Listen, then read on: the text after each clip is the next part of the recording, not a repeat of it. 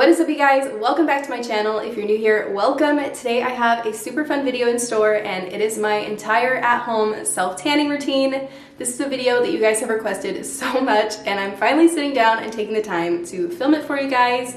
So let's go on and jump into the routine. I have been self-tanning for about 2 years now, and I have to say I will always prefer a real, natural tan, but I know that's not always an option. And it's not always the healthiest option, so it's really great to have a nice solid self-tanning routine. In those past 2.5 years, I feel like I've definitely had my share of terrible self-tans, but I like to think that I have finally gathered some really great tips and tricks on how to get the most natural looking fake tan that you can at home. So that is what I'm going to be sharing with you guys today. I'm going to walk you through all of the products that I use, the ones that are my favorite, how I apply them, and all that good stuff.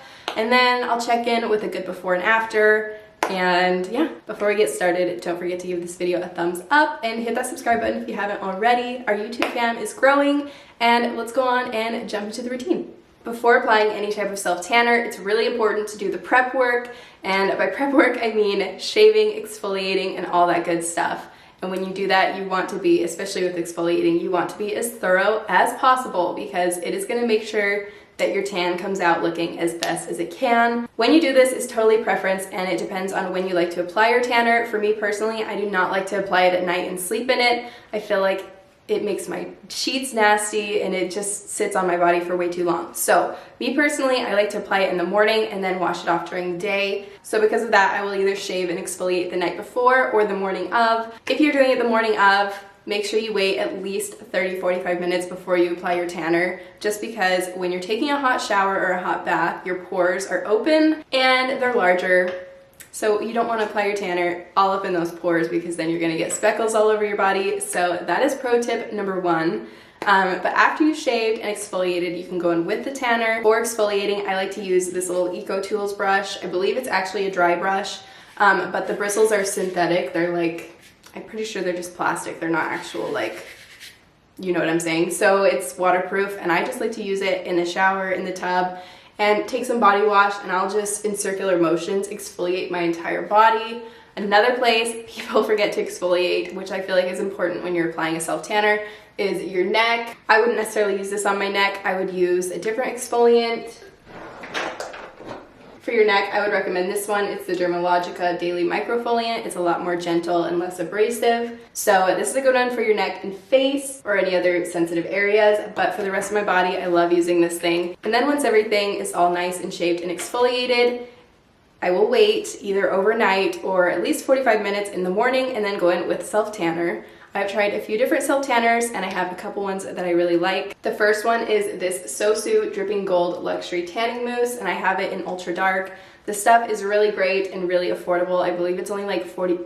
I believe it's only like $25 for this whole bottle. So this is a really nice affordable option. I actually really like this one. I feel like it's a little bit thinner of a mousse, so it lathers really nicely. So yeah, this one is definitely a favorite of mine. Another favorite of mine would be the Loving Tan 2-Hour Express in ultra dark. That one is great for when you're on the go. You only want to leave it on for a couple hours. And I also really like the color of that one. I feel like with tanning mousses, the key is to finding one with an undertone that complements your skin tone. So that is something to look for. This one I feel like has a really caramely undertone to it, where the Loving Tan one has a little more of an olive undertone to it. So that is something to keep in mind, but definitely recommend both of them, and I will have all of the products in this video that I mentioned linked in the comments down below, in the description box down below. And yeah, so that is what I use for my body. The next product that I really love is the Isle of Paradise Self-Tanning Drops. It says for face and body, and that is what I use it for. I don't know why I never read that till now, because I thought I was being a rebel by applying it to my body as well. I'll show you guys where I apply it, but apparently it's for your body, and it says it on the label, so I'm not crazy. But yeah, this stuff is really great. It's a clean beauty product at Sephora. I find that it doesn't really have any ingredients that clog my pores when I'm applying it to my face. The only downside to this is that there isn't a color guard, so you can't really see where you're applying it. Usually you'll just apply a few drops with some moisturizer and rub it into the area that you're wanting to tan. So that is the only downside with this one, is that you have to be even more careful than with other tanning mousses to make sure you get it everywhere you need it to go. Usually, like I said, I apply it to my face. I'm not going to be applying it to my face today just because I've been giving my face a break. I usually don't like to apply it if I have any like dry patches on my face because I feel like it will cling to that. Or if I have any breakouts, I like to wait until I'm having a good skin day and then apply it. Obviously you could wait, but this is just my preference. But if you want to see the full tutorial of how I apply it to my face, I will make a separate video for that later on. Maybe when my skin is feeling a little bit better. But when I am tanning my face, what I like to do is I like to take about 3 drops of this, 3 to 4, 4 max for me. But it says you can use anywhere from 1 to 12. So kind of experiment, play around with it, find what shade or deepness of the tan that you're trying to achieve. But 3 is plenty dark for my skin and especially my face. So what I do is I usually take 3 drops and I'll apply it in the palm of my hand, and then I will back up. No. I will apply moisturizer into the palm of my hand. This one is a really great one. It's CeraVe. And I actually got this because I've been watching Skincare by Hiram videos religiously for the past month, and I am sold on this. I ordered it because, like I said, my skin's been having some problems, but this is such a solid moisturizer. It's been working so well for my skin. It doesn't have any ingredients that will clog it. It's non-comedogenic. I love that you get this huge tub of product, but you also get a pump, so you're not like contaminating the product by scooping it in with your fingers. That's a side note, but what I do is I just take a little pump of this, and then I usually take 3 drops of this in my hand, lather it all together, and then you basically apply it all over your face. When you're applying this, there's a few places that you want to make sure you don't leave out, and that would be your neck. I like to use this product on my neck, not the tanning mousse, just because I feel like my neck has little like grooves and wrinkles in it, which is totally natural. But I don't want any creases in my tan, and this stuff is really great for those areas. So I apply this all over my neck, my face, my ears, and most importantly, your scalp. You do not want a line of a tan right here, so apply it to your scalp. I've learned this from experience. And then some places where I try to avoid applying it on my face is my eyebrows. Usually I'll put some castor oil or some Vaseline on my eyebrows before I apply it, just because I don't want those any darker. It tends to look kind of muddy in that area if you apply it because it clings to those hairs. So I avoid that area and just go all over my face, basically everywhere else. So that pretty much covers all the products. Now let's jump into the application and all that fun stuff. All right, so first I'm gonna jump in with the tanning mousse, and I'm using the Sosu Dripping Gold. And what I like to do with the mousse is I like to apply it with mitt and start at my ankles and then work my way up. When you're applying it, it's important to try and keep it in a circular motion and just keep your eye out for any area that you feel like would streak once it dries. I'm gonna go in with a few pumps. That's probably good.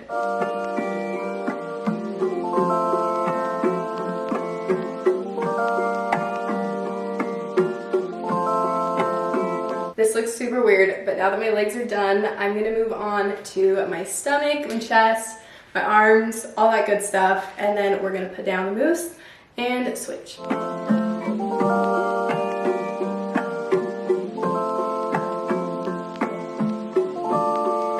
When you're applying the mousse to your arm, I like to avoid this little under wrist area. That is where I'm gonna go in with the other tanner, because we typically have a lot more like wrinkles there, and tanning mousse I find doesn't really accommodate those very well, but the tanning drops are just 10 out of 10. So avoid that area with the mousse.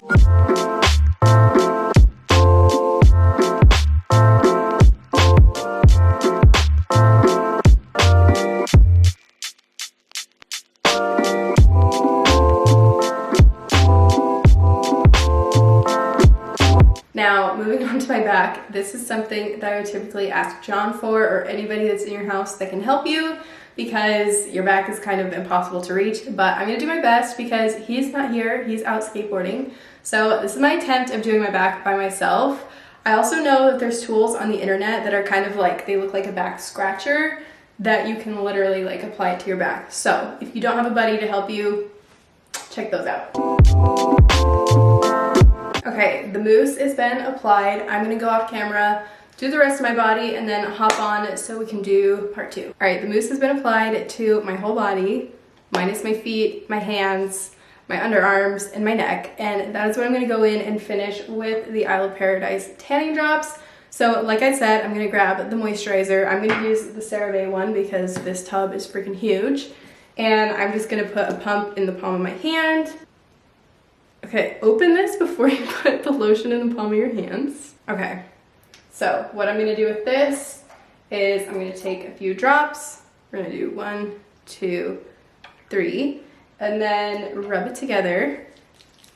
And that is what I'm gonna use on my feet. And like I said, my feet, my hands, my wrists, my neck, all those stuff that have in between hard to reach areas. Okay, let's do it like this. I'm not gonna move the camera, but I'm basically going to apply this to my full foot. Yeah, so basically get your entire foot. Don't leave anything out. Like I said, it's really clear, so it's hard to see what you're missing. All right. I just realized I f***ed up. I don't normally start with my feet, you guys. Oh no, I didn't. Okay, I didn't.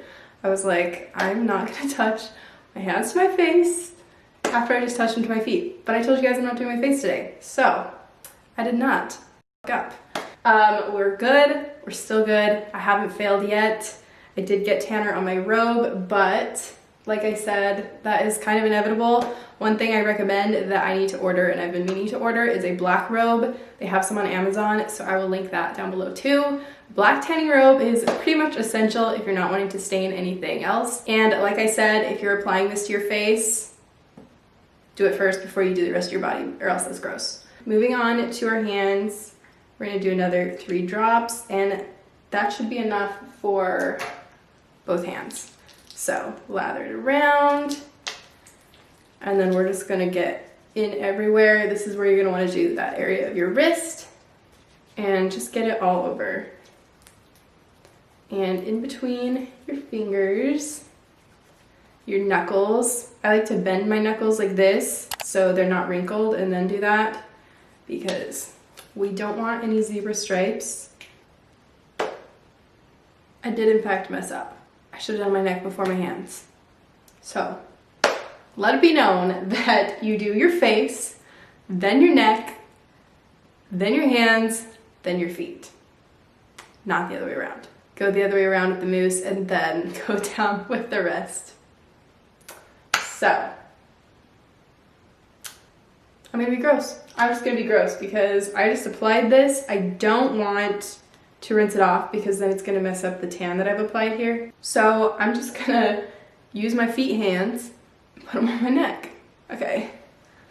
All right, again, 1, 2, 3. Another place I'm gonna apply this is my underarms, because a lot of the times when you're using self-tanner, you get like this really nasty patch under your armpits. So we're gonna avoid that with this thing. This, even though I did it in the wrong order, is like my best tanning secret, is to apply this over your body. I feel like everybody applies it to their face, but nobody thinks to apply it to their body, so. All right, I'm gonna go off camera, do my armpits, and then I'm gonna let it sit, and then I'll check in with you guys. The directions on the mousse say to wait about 7 hours. I'm not gonna do that, and I don't do that with like any self-tanner. My skin is pretty fair, and I feel like the longer you leave it on, the oranger it gets on your skin. So for a more natural look, I'm gonna leave it on for probably 3.5 hours. Then I'll check in with you guys after I rinse it off and show you the result. Good morning, you guys. Today's the next day, and I rinsed off the self-tanner about 3.5 hours after applying it yesterday. Obviously, if you left it on for the full 6 or 7, you would get a deeper color than this, but for me, this is plenty dark for my skin tone. So keep that in mind. This is what it looks like after 3.5 hours. And after that, I just went in with a moisturizer. Moisturizing is super important when you're self-tanning because it's gonna help preserve your tan for as long as possible and keep it from looking splotchy. Obviously, my face is significantly lighter than the rest of my body because, as we already know, I made the decision to not apply the Isle of Paradise to my face. Like I said, it's been dry, it's been a little bit irritated, and I didn't want it to cling to any of that dry skin. I low-key look like a ghost. Just remember, if you're not going for the whole ghost face look, is that like a character? I don't know. If you're avoiding this, just apply the self-tanner to your face, the Isle of Paradise drops. 3 drops is what I do, and you will have a tan that matches the rest of your body, and you'll be good to go. So that is the final result. I have some before and after photos that I'll insert right here of what I looked like before and then after the self-tanner. And that completes my entire at-home self-tanning routine. I hope you guys enjoyed it and found it helpful. If you did, don't forget to give this video a thumbs up and hit that subscribe button if you haven't already, and I'll see you guys in the next one. Bye guys.